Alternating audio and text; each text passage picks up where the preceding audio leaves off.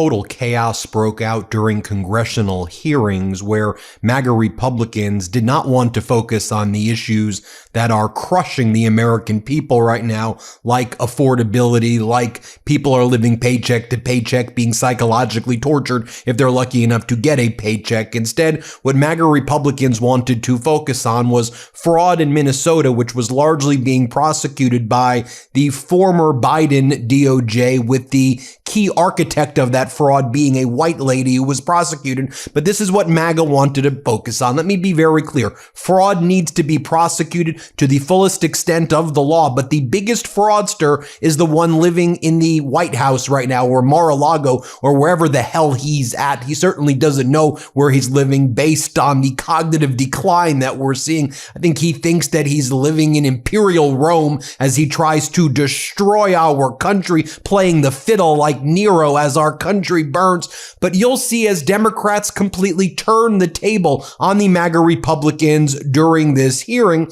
And so the MAGA Republicans call in their fellow MAGA Republican colleagues from Minnesota, mind you, on the very same day that Trump's ICE Gestapo murdered a United States citizen in South Minneapolis. Let me show you what goes down when Democratic Congress member Maxwell Frost is cross-examining the MAGA Republican representatives from Minnesota who were called by the MAGA Republicans in D.C. to try to propagandize and distract the American people from Trump's cover-up of the Epstein files and Donald Trump's cover-up of the disastrous economy here that he's caused to 99% of the American people. Watch what goes down here. Play this clip. That's great. Do you think it's appropriate for the President of the United States? I am not going to engage in the silly condemnation game. No. This is not. No. This is not silly. This is the What president. did you have to say about the assassination of Charlie Kirk? What did you have to say about Jay Jones, who's the chief law enforcement officer in the state of Virginia, fantasizing about shooting Republicans? I will reclaim my time. The gentleman will stop talking. I'm not playing this game. The gentleman will stop talking on my time. Order.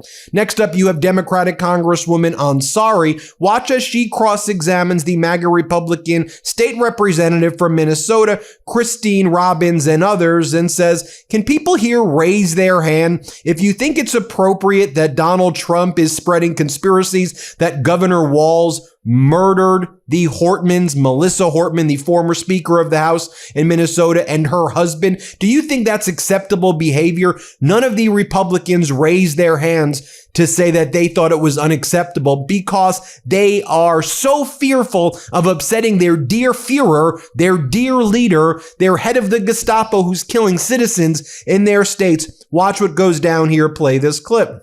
So I want to start with this question for the lawmakers here from Minnesota. As you know, Donald Trump has been posting these conspiracy theories about the linking Governor Walz to the killing of your former speaker and insinuating that Governor Walz had something to do with it. Can you please raise your hand if you think this is an appropriate action by the President of the United States?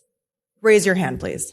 I'm not doing a raise your hand. I'm happy to comment on it. Sure. Is it appropriate for the president to do that? So the person who murdered our colleague, Speaker Melissa Hortman, and her husband, Mark, answer the question. Do you think it's appropriate for the president of the United States evidence saying caused violence against a sitting governor was ordering him to do it? I know the facts will come out in the case, and we need to be respectful of the Hortman family, and we need to let this play out in the courts.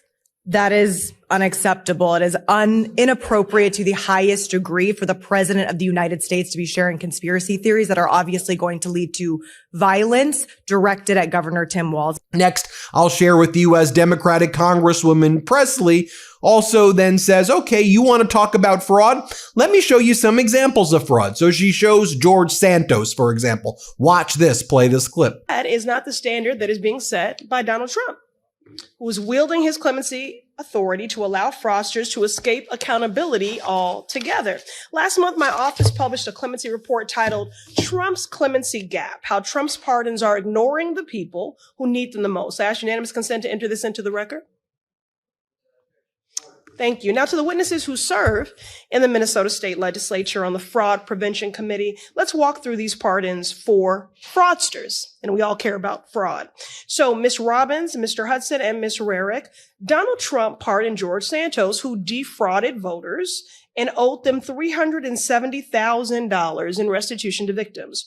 Raise your hand if you oppose this pardon.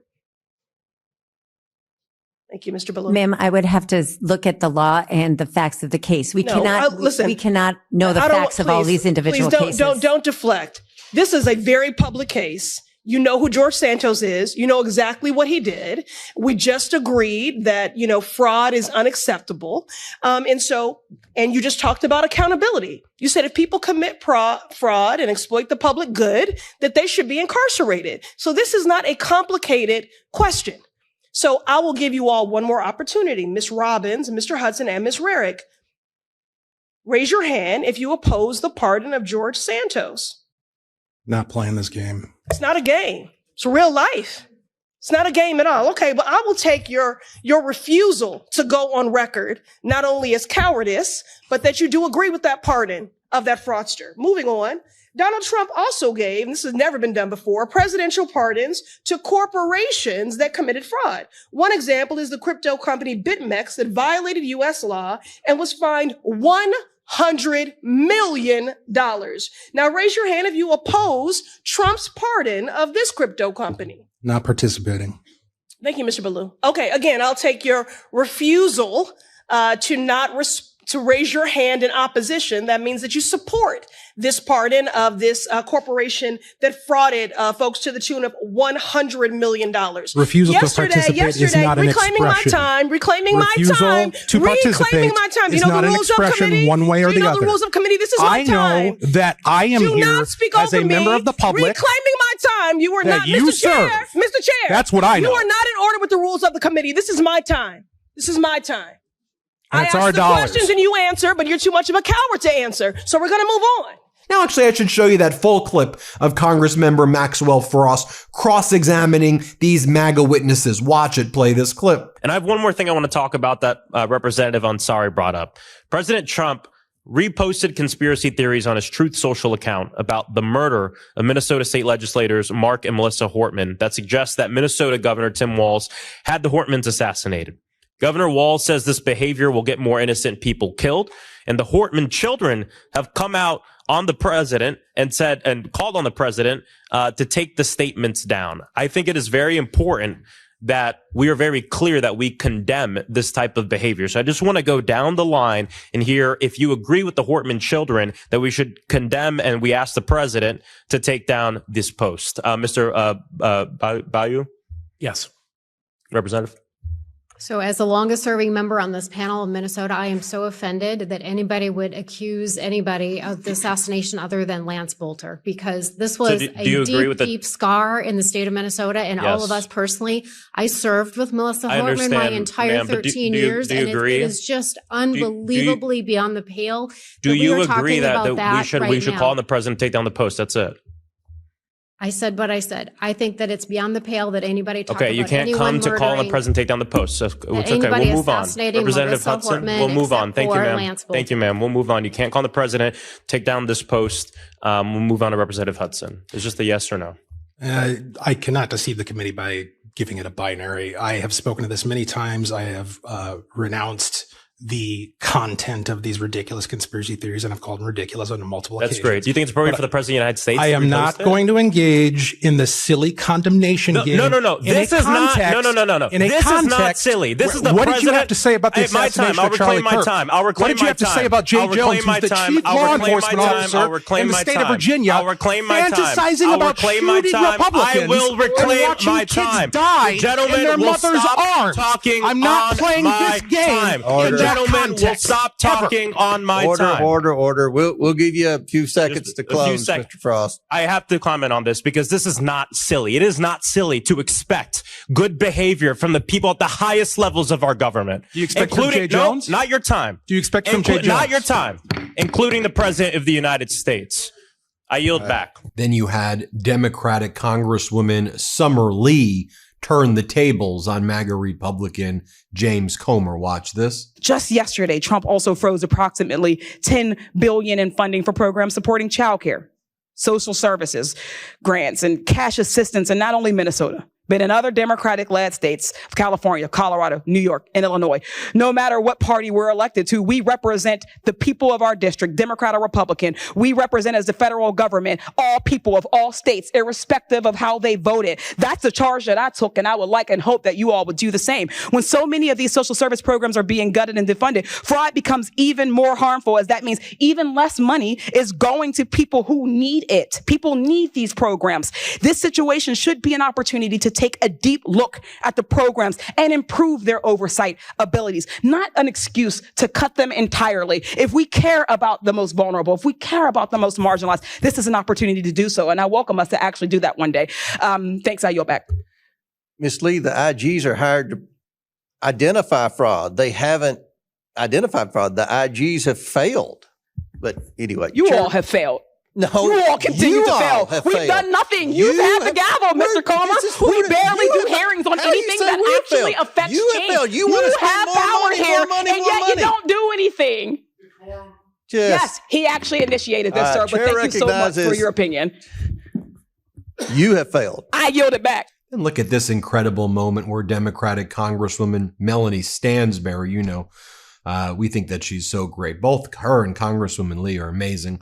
Here's Congresswoman Stansberry torching James Comer. Play this clip. And you all are sitting here running legislation on shower heads while millions of Americans' health insurance is expiring, while millions of Americans can't even put food on the table right now. And you're over here parading around state officials, demonizing immigrants, talking about cutting basic programs, and you're passing legislation to redefine shower heads in Congress while the president of the United States is illegally invading foreign countries. Order. Gentlelady's time's expired. I find it appalling. Order. Gentlelady's time's expired. Then the Democratic ranking member of the House Oversight Committee, who's been doing an incredible job, Congressmember Garcia, watch what he says. Play this clip. We should fight fraud when people rip off programs designed to help working families. And also, we should fight fraud when large corporations and wealthy individuals dodge their own taxes and rig the system for their own benefit. And especially, we should fight fraud when figures in our government, particularly those in power within the White House or our agencies, get rich and profit from their offices. Fraud is never acceptable, and it undermines public trust, whoever commits it. But let's remember that some of the worst fraud and corruption is actually found at 1600 Pennsylvania Avenue. Republicans like to talk about fraud in states with Democratic governors, oftentimes exclusively. But Republicans also have a president who has pardoned or reduced jail time for 25 criminals convicted of fraud in this year alone. Now, some of these fraudsters have made also huge campaign contributions to Donald Trump. And worst of all, Trump's pardons mean that these criminals can avoid paying back more than $1 billion, which they owe their victims, and dwarfs much of the fraud that the House majority wants to talk about today. This is actually the opposite of accountability. Instead, the House majority wants to excuse and cut programs, which they have done from the start. Now, Donald Trump's signature law cut money for healthcare and food programs. Medicaid and CHIP help almost half the kids in the United States see a doctor. And that we lost, of course, $1 trillion in those programs. Over 10 million people could lose health care. Trump's law also cut 40 million people who use SNAP. And this includes, by the way, 1 out of every 5 kids. And this is happening not just in Minnesota. The president plans to freeze more than $10 billion for child care subsidies, social services, and cash support for low-income families in Minnesota, New York, Colorado, Illinois, and my home state of California. Of course, we know these states have Democratic governors that Donald Trump wants to punish. And we should look at those consequences if we want to talk about fraud. In Minnesota, which we're talking about today, Donald Trump is removing child care funding for the entire state. That frozen funding provides child care for over 18,000 kids. These kids didn't commit fraud. So I want to know why they should be punished. Last night, he said he's withholding all possibly Medicaid funds from Minnesota, which could harm 1 in 5 residents. Now, in New York, another state he's threatening, that's over 66,000 innocent kids, while pardoning, of course, 25 fraudsters and robbing victims of over $1 billion. Donald Trump should have to face the kids and parents who will be hurt even though they've done nothing wrong. I want to know what the president and the House majority expect the parents of these kids to do. You know that pressure this time of year where it suddenly feels like you need a whole new wardrobe just to keep up with the weather, and half the stuff you buy falls apart the second you actually need it, hoodies especially. This time of year, a good hoodie is essential, but it can be tough to find one that will last through the season. That's why I'm obsessed with the American Giant Classic Full Zip Hoodie. The American Giant Classic Full Zip Hoodie is made to last a lifetime, so you can count on it to bring you comfort and warmth year after year. Slate magazine called it the greatest hoodie ever made, and from cotton to zipper, it's made right here in the USA. I've been wearing mine constantly, and the first thing you notice is the quality, the weight of the fabric, the stitching, the zipper. Everything feels intentionally made, and the longer I've had it, the better it's gotten. Softer, but still incredibly durable. American Giant obsesses over every detail, and it shows. Every piece feels like something that's going to be in your closet for years, not months, and I love that everything is made in America by the communities that actually create the product. The iconic classic full zip hoodie is the jacket that started it all for American Giant. Custom heavyweight fleece and side panels for mobility make it the best hoodie ever. The body skimming fit, double-lined hood, and reinforced elbow patches mean that this hoodie will last. And if you want to branch out, American Giant makes staples that are anything but basic, like the premium slub crew tee, no BS high-rise pant, and the slim roughneck pant. Everything is made in America and designed to last, no exception. This season, snag the hoodie that will bring you comfort for life. The American Giant Classic Full Zip. And save 20% off your first order at American-Giant.com when you use code MIDAS at checkout. That's 20% off your first order at American-Giant.com, code MIDAS, MEIDAS. In contrast, you have MAGA Republican Congressmember James Comer and the MAGA Republicans calling the Democratic Congresswoman Presley baby. They called her baby. You had Nancy Mace and others, while Congresswoman Presley was asking questions, started to shout at Congresswoman Presley and say, just be quiet, baby. Be quiet, baby. The hell is wrong with these MAGA Republicans? Play this clip. But really, he's just a criminal. So raise your hand if you oppose Trump's pardon of this Minnesota individual. Ma'am, this grandstanding nonsense. This is not grandstanding. Is exactly this is what accountability. Minnesotans hate about D.C. This is accountability, and you are hypocrites.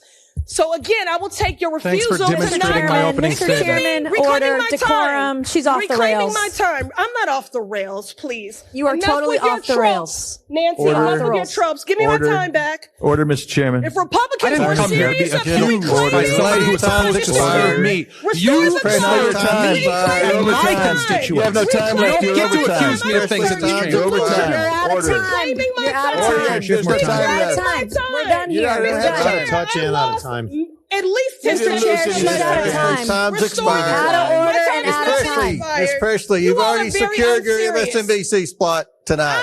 Your time's required.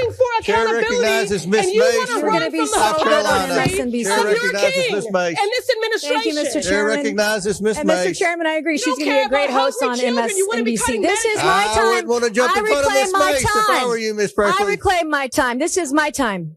I wouldn't want to interrupt Ms. Mace. It's her time. Chair recognizes Ms. Mr. Chair, You're out of order. she did not get all of her time. Mr. Chairman, She wants to insult us for 10 more seconds. What do we have to do to get this woman in order? Her time is expired. Chair recognizes You're Ms. going to Mace. be great on TV. You're really good. No, baby, you're not. No, baby, you're not.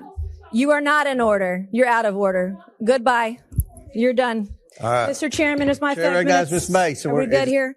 And here's how Nancy Mace, the MAGA Republican, wanted to spend her time asking the one normal voice on this panel about whether Somalians who are citizens should be stripped of their citizenship. Play this clip. First question is this, Mr. Balyu, this afternoon. Should Somalians in Minnesota be required to speak English, their citizens? Yes or no? Should they be required to speak English if they're American citizens? I think that question is really inappropriate. Should they? It's not inappropriate. This is the United States of America. Do you speak English? Should Americans speak English? Citizens speak English? Yes or no? Point of inquiry. Is English the official language of the United States? It's a question. Mr. Chairman, I'm being interrupted again by another parliamentary inquiry. I would like to reclaim my time, Mr. Chairman. Mr. Chairman, I'd like to reclaim my time. That seems to be a popular theme today. That's not a valid inquiry. It's a point of inquiry. Women have a right to speak in this committee. Conservative women have the right to speak here and not be interrupted by my male colleagues. Mr. Chairman, I would like to reclaim my time. I lost like 10 seconds there. Okay, we'll give you 10 seconds. Okay, my next question is, should Somalians who committed fraud be denaturalized and deported, Mr. Balyu? Again, yes, I'm not sure that's an appropriate question because the majority of Somali So if you Minnesotans commit fraud citizens. in this country and you are here from Somalia, you don't believe they should be denaturalized and deported? Again, how much fraud would it take for you to want to denaturalize and deport someone who committed fraud in this country? How much? Again, $1 billion, 9 billion, 19 billion? What would it take for you? Most Somali Minnesotans are citizens. Then you had Tom Emmer, the MAGA Republican Congress member from Minnesota, who celebrates the fact that Donald Trump has revoked billions of dollars in childcare services, billions of dollars in other essential services for the state of Minnesota. Great job, Congressman, throwing your own damn state under the bus, you despicable, grotesque. I could just go on and on and on. I'll stop with the inhominate attacks and just focus more on the clips. I apologize. Sometimes I get so angry from these people. But Tom Emmer says, have you all seen on X, all the whistleblowers on X, the whistleblowers on Elon Musk's bot-infested platform? Okay, Emmer, play this clip. Mr. Emmer. Thank you, Chairman Comer, for holding this important hearing. As I said on Monday, good riddance to Governor Walz, but he cannot escape accountability for the estimated $9 billion in fraud. How did this happen? And where the hell has the Twin Cities media been? The Star Tribune is complicit. They have had this story for years, if you just heard, and they've refused to report anything on it. In fact, they continue to try and cover up. Our Minnesota Republican colleagues have demanded answers and accountability for years, but have seen nothing from Walz, his administration, our Democrat colleagues like Tina Smith, Amy Klobuchar, Ilhan Omar, and Angie Craig, or the worthless Star Tribune. Thank God for President Donald J. Trump for finally bringing attention to this issue.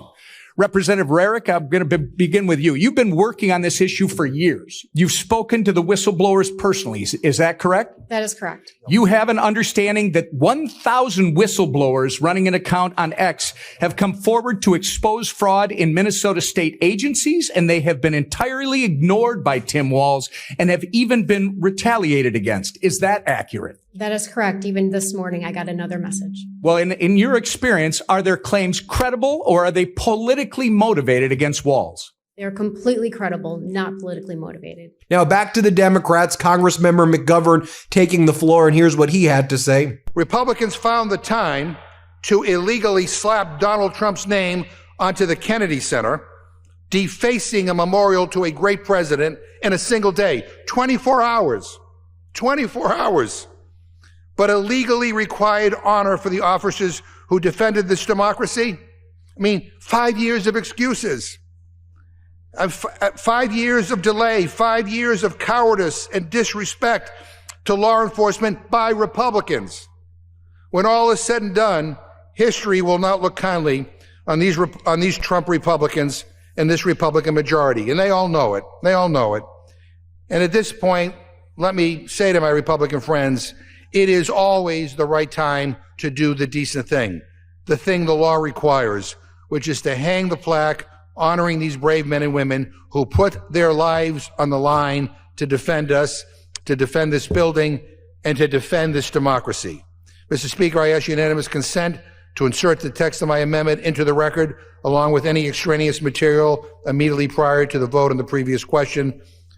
Without objection. And I reserve the balance of my time. More from Congressmember McGovern right here. Here's what he had to say as well. Mr. Speaker, if we defeat the previous question, I'm going to offer an amendment to the rule to bring up H-Con Res 33, which calls for the plaque honoring the brave police officers that defended this Capitol and our democracy on January 6th to be put up in the Capitol as required by law.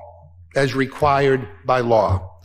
Mr. Speaker, I am sick and tired of Republicans standing up and proclaiming their unwavering support for law enforcement when they won't even honor the law enforcement that saved them, that saved us and our democracy here on January 6th.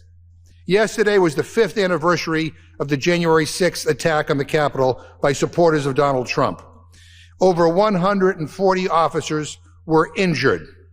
An officer was killed. Others died by suicide following the trauma of that day. And do you know how the White House marked this anniversary? Do you know how the White House marked this anniversary?